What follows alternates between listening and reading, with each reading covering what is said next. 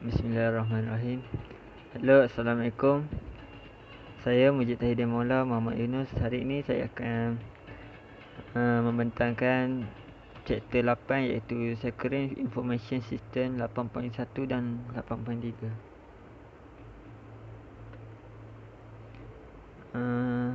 Why are information system vulnerable to destruction, error and ambush?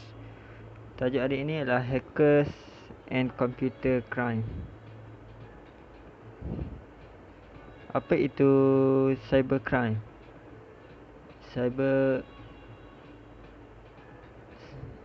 Iaitu jenayah cyber yang juga disebut sebagai kejahatan komputer. Penggunaan komputer sebagai instrumen untuk mencapai tujuan yang tidak sah seperti melakukan penipuan, memperdagangkan pornografi kanak-kanak dan harta intelek, mencuri identiti atau melanggar privasi. Jenayah cyber terutama melalui internet menjadi semakin penting ketika komputer menjadi pusat perdagangan hiburan dan pemerintahan. Sebilangan besar jenayah cyber adalah serangan terhadap maklumat mengenai individu, syarikat atau pemerintah. Walau serangan itu tidak berlaku pada badan fizikal, serangan itu berlaku pada badan maya, pribadi atau korporat yang merupakan kumpulan atribut maklumat yang menentukan orang dan institusi di internet. Dengan kata lain, pada zaman digital, identiti maya kita adalah elemen penting dalam kehidupan seharian.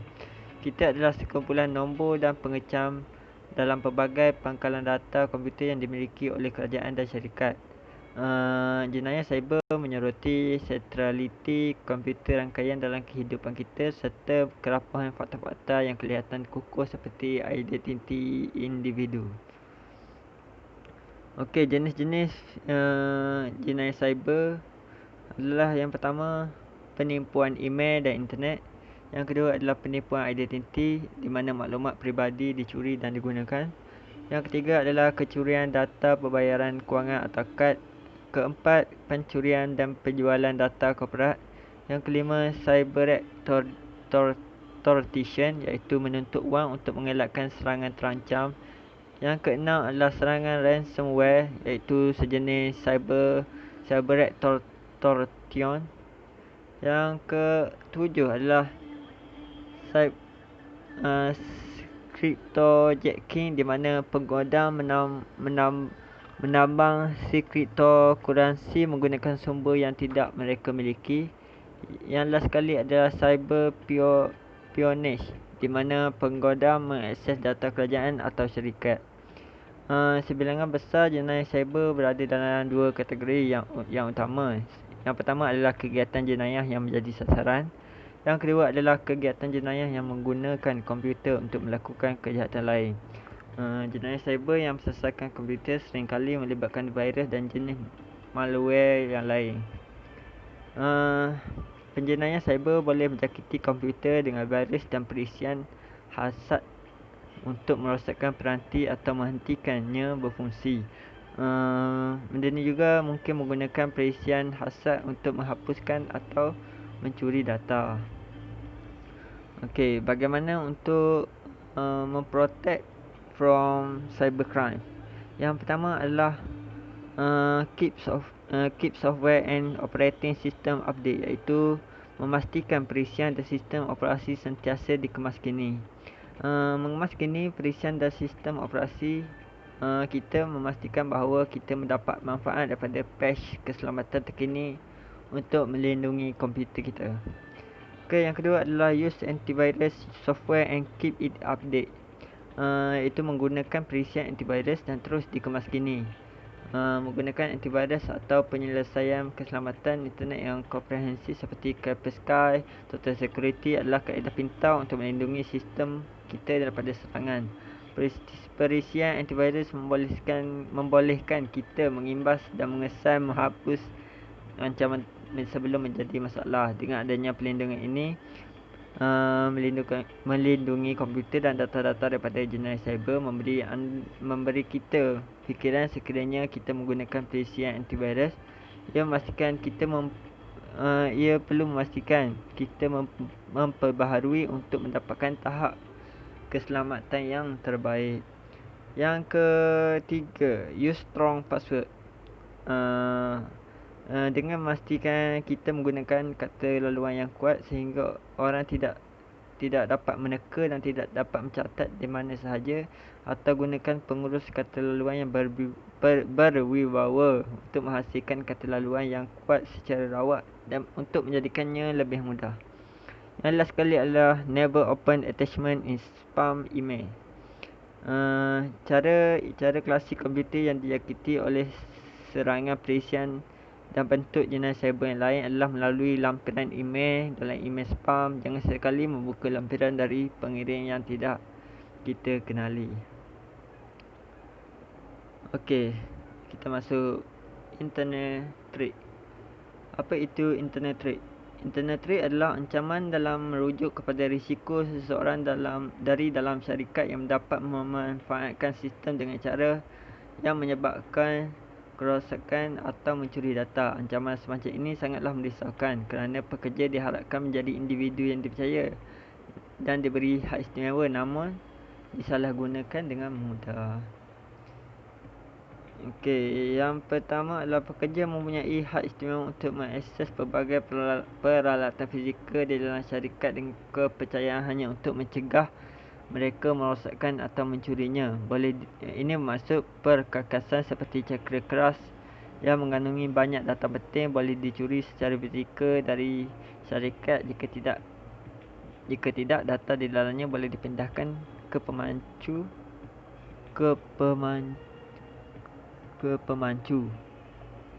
Sebagai alternatif, bencana seperti kebakaran, banjir, kehilangan kuasa dan juga keganasan boleh berlaku. Ini tentu saja dapat menghancurkan peralatan dan data yang disimpan. Sebahagian dari ini terjadi secara semulajadi, tetapi mereka juga boleh disebabkan oleh niat jahat sebagai sebahagian daripada usaha untuk mensabotaj perniagaan. Yang kedua adalah unauthorized access by employee. Oleh kerana pekerja sudah mempunyai akses ke sistem dalam syarikat, mereka mungkin dapat memperoleh akses ke sistem dalam syarikat. Mereka mungkin dapat memperoleh akses ke kawasan komputer ini yang tidak seharusnya mereka lakukan, seperti rakan kerja yang membiarkan kawan mereka masuk atau ruangan yang tidak dikunci, menyediakan akses ke pelayan. Mereka juga kadang-kadang mempunyai atau secara jahat memperoleh hak istimewa pentadbiran yang membolehkan mereka melakukan fungsi pentadbiran lebih lanjut, seperti mengubah hak akses pengguna lain atau menyah aktif alat keselamatan. Isu-isu ini menjadi titik kunci untuk melancarkan serangan lebih lanjut seperti sabotaj dan pencurian yang kita lihat sebelumnya, atau memberi akses kepada ancaman luar untuk menyebabkan data-data penting syarikat hilang.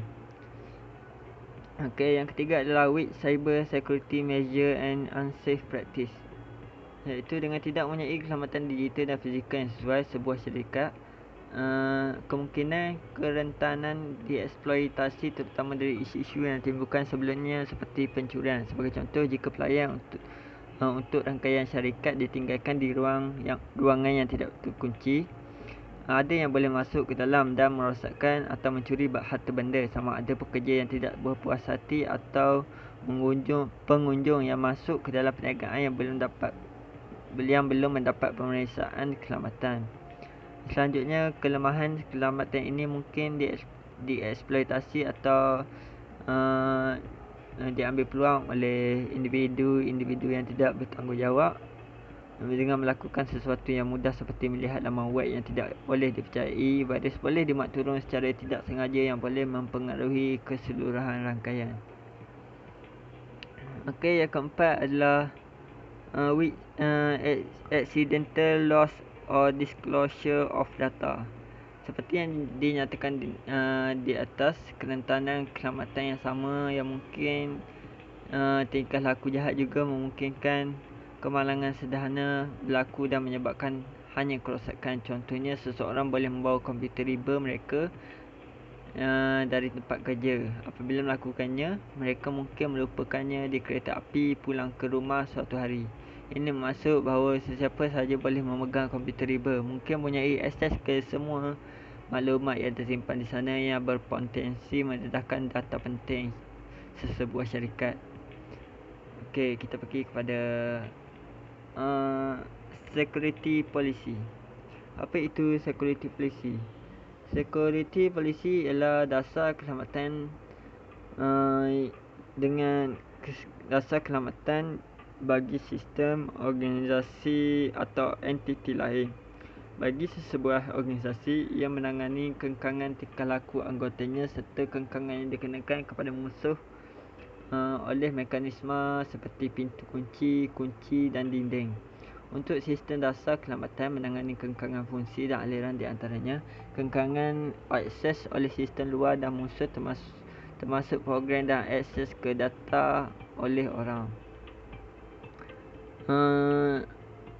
Jenis-jenis polisi ada 3, iaitu yang pertama adalah organizational or master policy, iaitu dasar keselamatan utama boleh dianggap sebagai rangka tindakan untuk program keselamatan seluruh organisasi. Ini adalah rancangan strategi untuk menerapkan keselamatan dalam organisasi. Yang kedua adalah sistem spesifik polisi, iaitu dasar khusus sistem berkaitan dengan sistem komputer tertentu atau individu. Ini bertujuan untuk menunjukkan kaedah perisian, perkakasan dan pengerasan yang disetujui untuk sistem tertentu itu.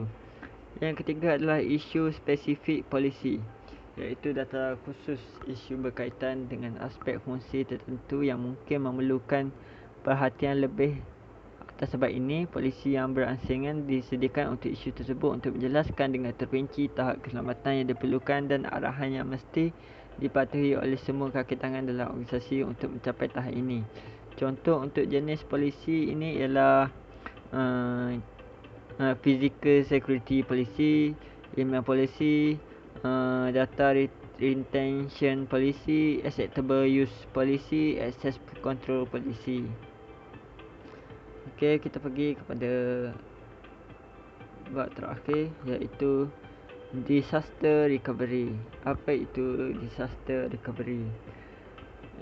Disaster recovery iaitu pemulihan bencana dan perancangan kesinambungan perniagaan adalah proses yang membantu organisasi mempersiapkan peristiwa yang mengganggu, sama ada peristiwa tersebut mungkin termasuk taufan atau hanya gangguan elektrik yang disebabkan oleh backhoe di tempat letak kereta.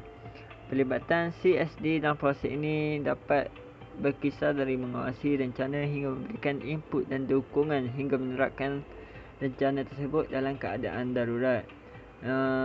Macamnya proses disaster recovery ni macam mana cakap macam backup plan untuk sesebuah syarikat atau organisasi macam gitulah. Okey, sekian daripada saya. Terima kasih.